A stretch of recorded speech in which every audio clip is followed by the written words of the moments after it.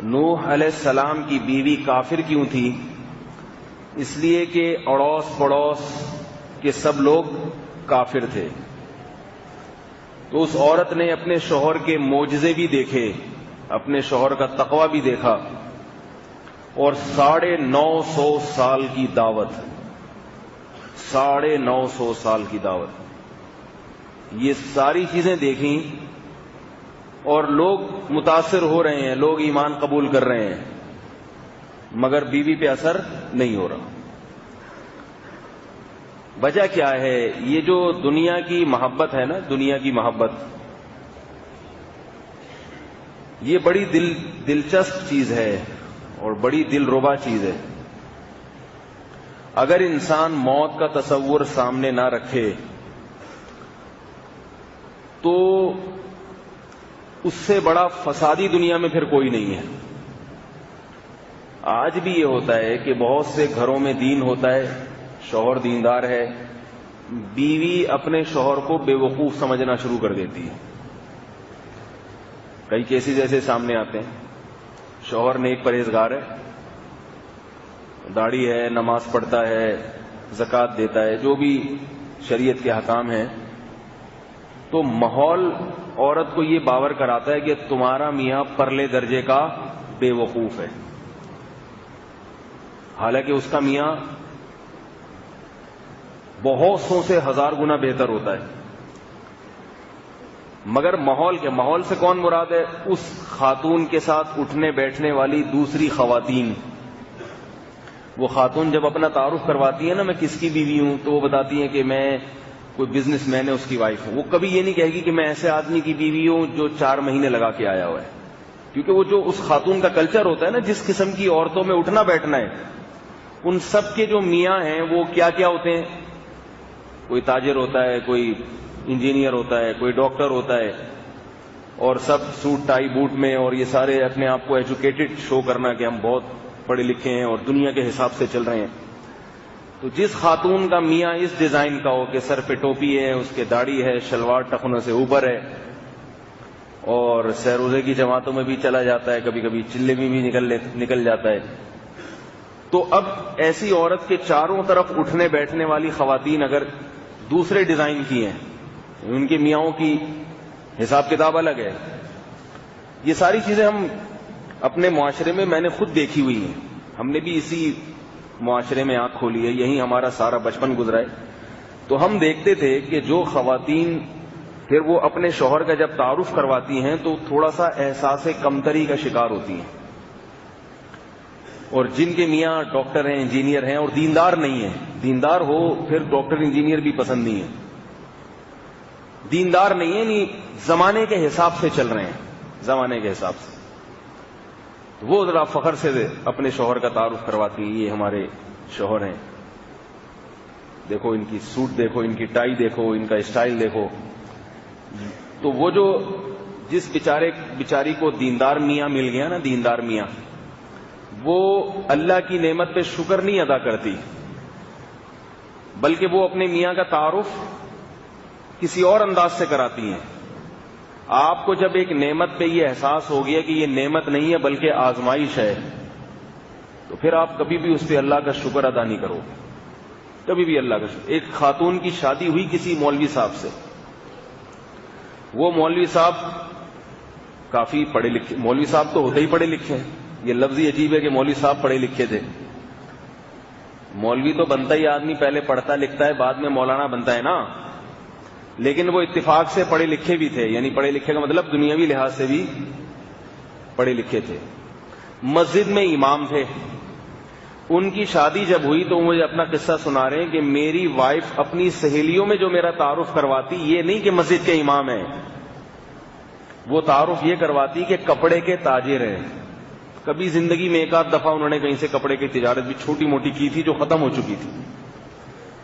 تو وہ خاتون اپنے میاں کا تعارف کیا کروا رہی، دوسری خواتین پوچھتی تھی نا، بہن تمہاری شادی کہاں ہوئی؟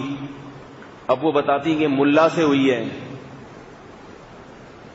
تو وہ کیا خواتین کیا سمجھتی، توبہ تمہاری تو زندگی ہی برباد ہو گئی، تمہاری تو زندگی برباد ہو گئی. نہ وہ تمہیں سینما گھر میں فلم دکھانے لے جائے گا، نہ وہ تمہیں ایسے اپنے دوستوں سے ملوائے گا. وہ تو چارپائی سے رسی سے باندھ کے، پتہ نہیں کیا ملاؤں کا تصور لوگوں کے دماغ میں بیٹھا، وہ تو گھر میں رسی سے چارپائی سے باندھ کے رکھے گا، اور اگر کہیں تم نے کسی سے ہنس کے بات کر لی تو گولی مار دے گا، ہلاک کر دے گا. یہ ایک دماغوں میں تصور ہے. تو وہ مولوی صاحب کہہ رہے ہیں میری وائف میرا تعارف کیا کرواتی ہیں، یہ کپڑوں کے تاجر ہیں. کہہ رہے ہیں حالانکہ میں مسجد کا امام ہوں، مگر اس کو شرم آتی ہے یہ بتاتے ہوئے کہ میں مسجد کے امام کی بیوی ہوں، معاشرے میں مقام گر جائے گا. تو حالانکہ امام کی بیوی ہونا تو قابل فخر ہے بھائی. اگر امام ہونا قابل فخر ہے تو اس کی بیوی ہونا بھی قابل فخر ہے. یہ بتا، میں نے ان سے کہا اپنی وائف سے یوں کہا کریں کہ میرا تعارف کرواؤ، امام ہوں میں، مسجد کا امام ہوں، پڑھا لکھا بھی ہوں ساتھ میں، ٹھیک ہے. کیونکہ وہ امام کے تصور سے ایک دم آتا ہے کوئی بالکل، بعض بیچارے گاؤں کے امام ہوتے ہیں، دیہاتی گاؤں میں بھی بہت سارے کوالیفائڈ لوگ بھی ہوتے ہیں، لیکن بعض امام ایسے ہوتے ہیں کہ ان کے پاس دین کی مضبوط تعلیم نہیں ہوتی. وہ کہیں بے روزگار پھر رہے ہوتے ہیں، تھوڑا بہت قرآن کی چند صورتیں یاد کر لیں تو وہ کہیں امام لگ گئے، پھر وہ عجیب عجیب سی باتیں بھی کرتے رہتے ہیں ممبر پہ بیٹھ کے، اور واقعات بھی عجیب عجیب سے سناتے رہتے ہیں. تو لوگوں کے ذہن میں پھر اماموں کا ایسا تصور آ جاتا ہے کہ امام اسی قسم کے ہوتے ہیں. تو میں نے ان سے کہا کہ آپ کی وائف آپ کا تعارف اس لیے نہیں کرواتی کہ ان کا خیال یہ، ان کی جو سہیلیاں ہیں نا آپ کی وائف کی سہیلیاں، ان کا خیال یہ ہے کہ وہ امام انہوں نے کہیں کوئی دیکھے ہوں گے تو وہ سمجھتی ہیں کہ سارے ویسے ہی ہوتے ہیں. میں نے کہا امام تو سعودی عرب میں بھی ہوتے ہیں. سعودی عرب کی مسجد کا کوئی امام کبھی دیکھا آپ لوگوں نے؟ اس کی بڑی وہاں پہ عزت ہوتی ہے، پیسہ ہوتا ہے. یہاں پر اماموں کے پاس پیسہ نہیں ہوتا، وظائف بہت تھوڑے ہوتے ہیں. تو ان کی بیویاں بیچاری کس کے سامنے جا کے شو ماریں گی؟ صحیح ہے نا. تقویٰ کوئی ایسی چیز نہیں ہے جس پہ کوئی شو مار سکے کہ میرا میاں بہت نیک ہے. تو خواتین کہیں گی نیک ہے تو کیا ہو گیا، پیزا کھلاتا ہے تمہیں، فلم دکھانے لے جاتا ہے سینما گھر میں. کہ نہیں، وہ راتوں کو اٹھ کے اللہ کے سامنے روتا ہے، وہ تہجد پڑھتا ہے، وہ تلاوت کرتا ہے، وہ اپنے ماں باپ کی بھی خدمت کرتا ہے، میرے والدین کی بھی عزت کو بھی عزت دیتا ہے، حدیثیں سناتا ہے کہ سسرال کی اسلام میں بہت عزت ہے، ساری حدیثیں یاد ہیں سند کے ساتھ. تو کیا کہہ رہے عزت دیتا ہے تو کیا فائدہ؟ تمہیں گھماتا ہے، تمہیں ڈرائیونگ کرنے دیتا ہے، گاڑی لے کے دی ہوئی ہے کہ بھائی بیگم خود جاؤ شاپنگ کرو. نہیں، یہ تو نہیں کرتا، یہ تو تقویٰ کے خلاف ہے. وہ تو اس پہ جہنم کی وعیدیں سناتا ہے، ٹھیک ہے نا. وہ تو خود گھر میں لا کے دیتا ہے، بیگم یہ 10 قسم کے سوٹ ہیں، ان میں جو پسند کر لو وہ رکھ لو، باقی میں دکان والے کو واپس کر کے آ جاؤں. تو پھر خواتین کہتی ہیں کیسی بور لائف ہے تمہاری، کیسی بور لائف، کیسی زندگی ہے. تقویٰ، للہیت، نظر کی حفاظت، تہجد، نماز، یہ کوئی شو مارنے کی اس زمانے میں چیز ہی نہیں. تو نوح علیہ السلام کی بیوی کیوں کافر تھی؟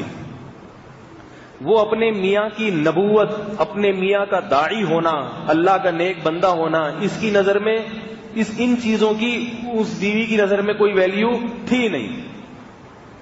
کہہ رہی اللہ کے پیغمبر ہیں تو کیا ہو گیا، پیغمبر ہیں تو صبر توکل کی تلقین کرتے رہتے ہیں، پوری قوم کے خلاف چل رہے ہیں.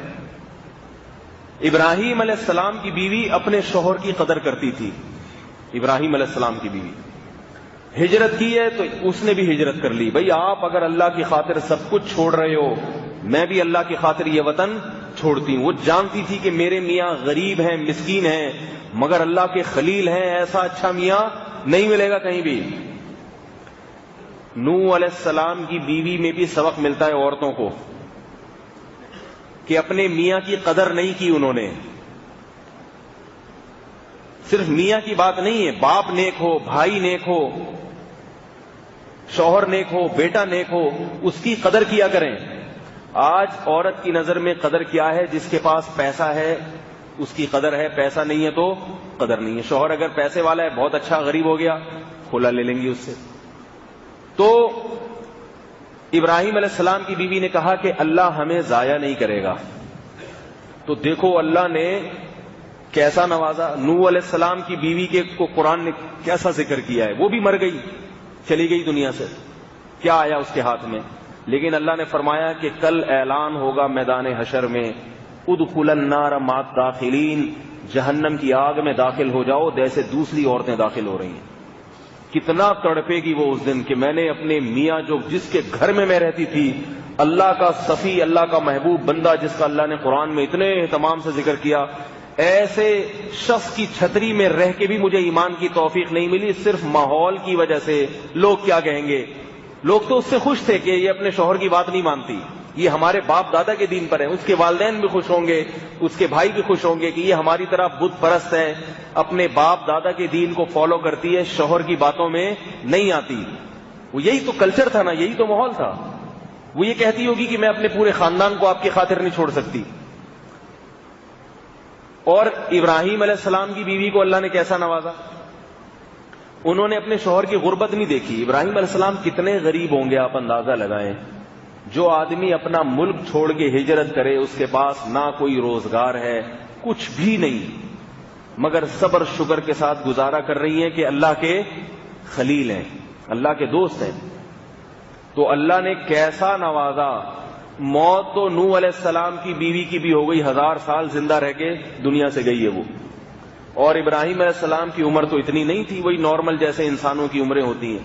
ان کی بیوی 40-50 سال 60 سال زندہ رہی ہوگی، مگر وہ 50 سال میں وہ کچھ کما کے چلی گئی جو نوح علیہ السلام کی بیوی 1000 سال میں نہ کما سکی۔ کیا کمایا حضرت ہاجرہ نے؟ ایک تو جب وہ پہاڑ پہ چکر لگائے ہیں بچے کی خاطر، آزمائش آئی ہے، اس آزمائش میں کامیاب ہوئی ہیں، روئی ہیں، پریشان ہوئی ہیں، زبان سے شکوہ شکایت نہیں کہ اے اللہ میں نے تو یہ کہا تھا کہ اللہ ہمیں ضائع نہیں کرے گا، مگر تو نے تو ہمیں پریشان کر دیا۔ کوئی ایسا شکوہ کیا حضرت ہاجرہ نے؟ بولتے کیوں نہیں بھائی، اے اللہ اگر تو نے انتظام کرنا تھا، میں نے پہلے ایک مولوی سے شادی کی۔ ابراہیم علیہ السلام تو اس زمانے کے مولوی تھے نا، وہی داڑھی تھی، وہی ان کی ٹوپی تھی، وہی ان کا لباس، گیٹ اپ تو سارا وہی جو آج مولویوں کا ہوتا ہے، اور باتیں بھی مولویوں جیسی۔ کیا مطلب؟ قوم ایک طرف جا رہی ہے، ابراہیم علیہ السلام کی باتیں بالکل اس کے اپوزٹ۔ مولانا لوگوں کی باتیں یہی ہوتی ہیں کہ نہیں ہوتی؟ بھائی میڈیا پورا ایک طرف جا رہا ہوتا ہے، ماحول معاشرہ ایک طرف جا رہا ہوتا ہے، مولوی صاحب کی تقریر سنو تو بالکل ہی الگ دنیا کی باتیں کر رہے ہوتے۔ ماحول پورا کہہ رہا ہے بھائی بارات ہونی چاہیے، مہندی ہونی چاہیے، مائیں ہونی چاہیے، یہ ہونا چاہیے، شادی نہیں ہونی چاہیے، یہ ساری چیزیں ہونی چاہیے۔ شادی پھر بھی نہیں ہوتی، سب چیزیں ہو کے آخر میں پھٹا ہو گیا، شادی نہیں ہوئی۔ اور مولوی کیا کہتے ہیں؟ بھائی کچھ نہیں کرو، نکاح کر لو، شادی کر لو فوراً، خرچہ نہیں کرو، آرام سے 2 بول بول کے چپکے سے گھر لے آؤ، نکاح کرو اللہ کے بندو۔ تو لوگ کیا کہتے ہیں جو میرے بیان میں بیٹھتے ہیں، جب وہ گھر جاتے ہیں ان کے والدین کہتے ہیں ان مولویوں کے چکر میں نہیں پڑا کرو، پوری قوم کدھر جا رہی ہے، پتہ نہیں کس قسم کی باتیں کرنے بیٹھے۔ پوری قوم کہہ رہی ہے جہیز لو،